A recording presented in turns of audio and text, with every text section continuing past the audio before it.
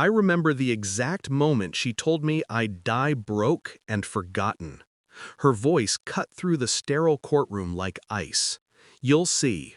Everything you built, everything you are, it's mine now." She smiled viciously, a predator confident in victory. I nodded, perfectly still. Inside, I was already calculating. 3 months later, I was stacking boxes in a dimly lit warehouse, fluorescent bulbs flickering overhead. My hands ached, my back screamed, but my mind was sharper than ever. That's when he found me, my former business partner, pale and urgent. "Remember that software we built 15 years ago?" His voice trembled. "The company just got acquired. Your 40% share, we protected it in trust." I felt the pulse in my temples slow. The world hadn't ended. They'd underestimated me. I met her 16 years ago at a tech conference. She was magnetic, brilliant, the kind of woman who could charm every investor in the room while laughing at my jokes like they were the only ones that mattered. We built our life together, home, business, dreams.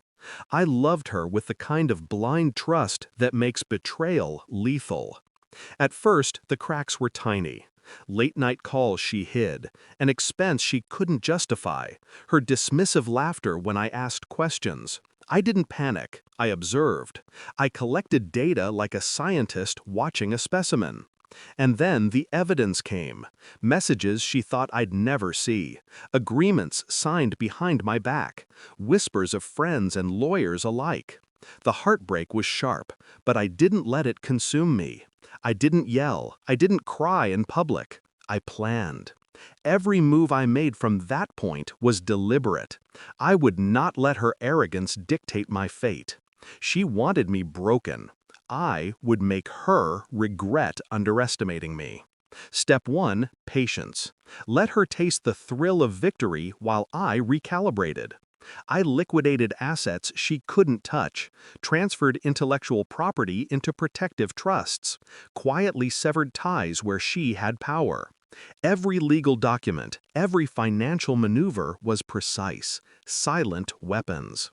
Step 2, invisibility. I worked nights, under fluorescent ghosts, reshaping my existence in the shadows. People assumed I'd vanished. They believed her lie, that I was finished. Perfect. Underestimated again. Step 3, leverage. That software, our creation, was my ace. Years of emails, code revisions, shareholder agreements. I kept them safe, meticulous, airtight.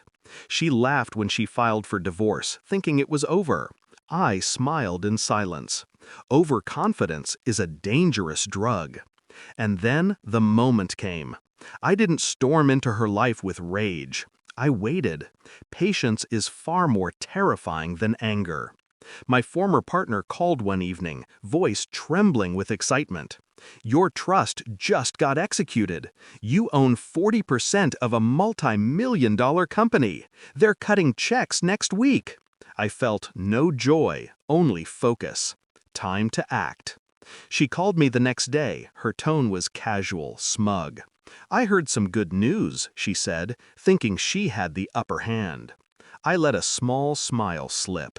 "Yes, it seems I've been misjudged." Her laugh was sharp, nervous. Something in the cadence faltered. She didn't know I knew everything. The hidden bank accounts, the back-channel deals, the contracts she thought she'd secured. I let her stew, each second stretching her panic like taffy. Then I delivered the revelation with surgical precision. That software we built, the one you thought you destroyed me over, the company was acquired.